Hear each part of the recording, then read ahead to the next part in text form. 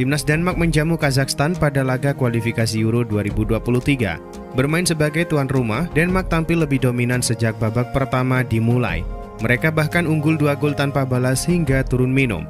2 gol tersebut dicetak Jonas Wind di menit 36 dan Robert Skov di menit 45+1. Di babak kedua, Denmark menambah keunggulan mereka berkat gol kedua Robert Skov pada menit 48. Di menit 58, Kazakhstan membalas lewat Jan Vorogovski. Pada akhirnya, skor 3-1 untuk kemenangan Denmark tak berubah hingga laga usai. Berkat hasil ini, Denmark kini menempati posisi 2 klasemen sementara grup H dengan 16 poin. Timnas Hungaria menghadapi Serbia pada laga kualifikasi Euro 2024. Bermain di kandang sendiri, Hungaria berhasil unggul 2-1 di babak pertama.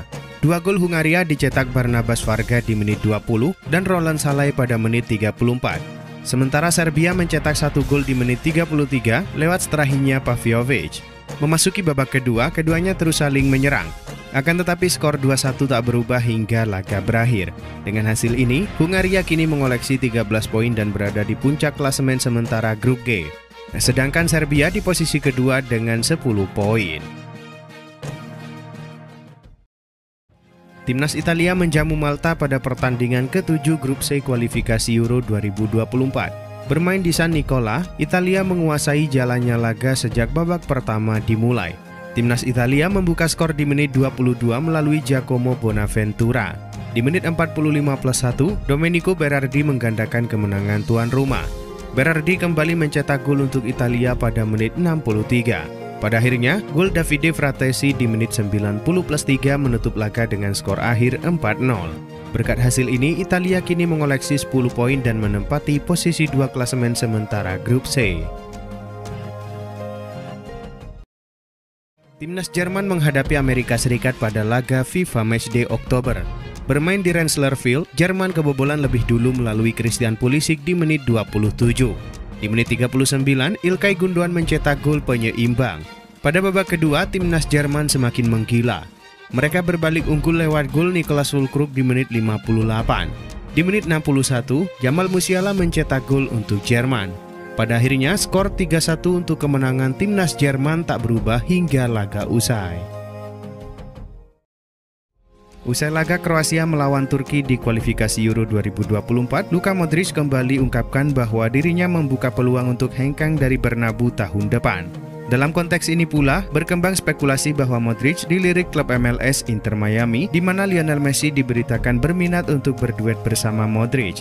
Menghadapi spekulasi transfer Modric yang terus meningkat, manajer Real Madrid Carlo Ancelotti sempat dicecar pertanyaan mengenai situasi pemain veteran tersebut dalam konferensi pers belum lama ini. Pelatih asal Italia itu pun membantah berbagai spekulasi mengenai bakal hengkangnya Modric pada awal tahun depan. Manchester United kembali mendapatkan kabar buruk. Gelandang mereka Casemiro mengalami cedera. Pemain asal Brazil itu mengalami cedera pergelangan kaki saat membela negaranya Venezuela pada kualifikasi Piala Dunia 2026. Saat ini Casemiro masih menjalani pemeriksaan lebih lanjut dan belum diketahui berapa lama sang pemain akan absen. Hal ini tentu menjadi pukulan telak bagi setan merah, sebab sebelumnya mereka sudah mengalami masalah cedera pada awal musim ini. Pasangan bek tengah mereka Rafael Varane dan Lisandro Martinez mengalami cedera. Varane sendiri masih absen karena belum fit 100%, sementara Martinez melewatkan 5 pertandingan terakhir karena cedera kaki.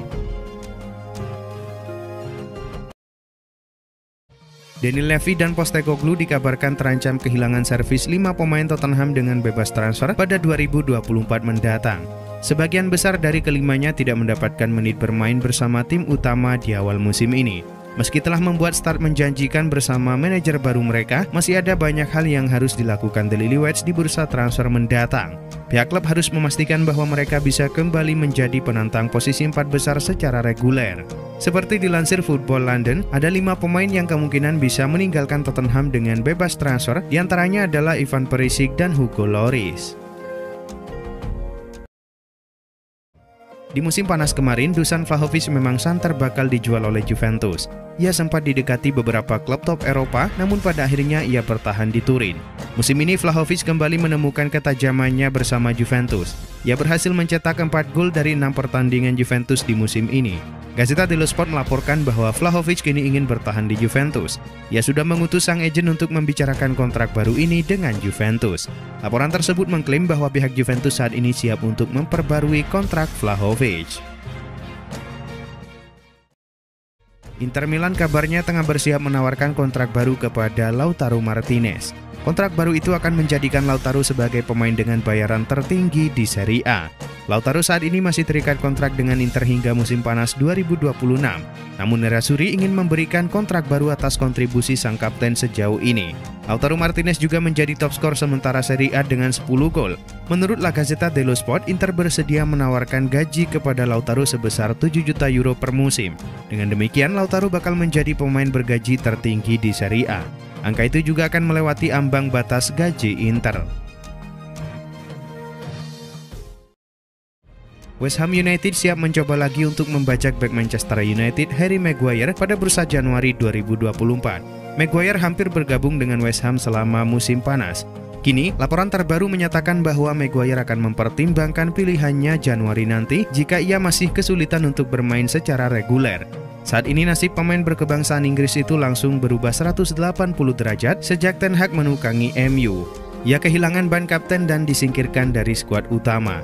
ESPN melaporkan bahwa West Ham sedang menyiapkan pendekatan baru kepada Maguire pada bulan Januari mendatang. Inter Milan dikabarkan telah menghidupkan kembali ketertarikan mereka terhadap penyerang FC Porto, Mehdi Taremi. Dilansir dari Calcio Mercato, para petinggi Nerazzurri telah melakukan kontak awal dengan perwakilan Taremi. Jika ia tak memperpanjang kontraknya dengan Porto, pemain berusia 31 tahun ini akan berstatus sebagai pemain bebas agent pada akhir musim. Oleh karena itu, ia dapat menegosiasikan kepindahannya ke klub lain paling cepat pada bulan Januari. Inilah alasan kenapa Inter memilih waktu tersebut untuk melanjutkan pembicaraan dengan Taremi dan perwakilannya. Ada gosip baru beredar seputar masa depan Nico Williams. Barcelona dikabarkan sudah meyakinkan sang penyerang untuk pindah ke Camp Nou di tahun 2024 nanti. Menurut laporan Enric Canyelas, Barcelona berhasil meyakinkan Williams untuk pindah ke Camp Nou. Sang winger dikabarkan ingin pindah ke klub yang lebih besar. Ia ingin memenangkan banyak trofi dalam karirnya. Barcelona juga dikabarkan bakal menang banyak dengan transfer Williams ini. Pasalnya, kontrak sang penyerang di San Mamés habis di musim panas tahun depan. Oleh karena itu, ia akan pindah ke Barcelona dengan status bebas transfer.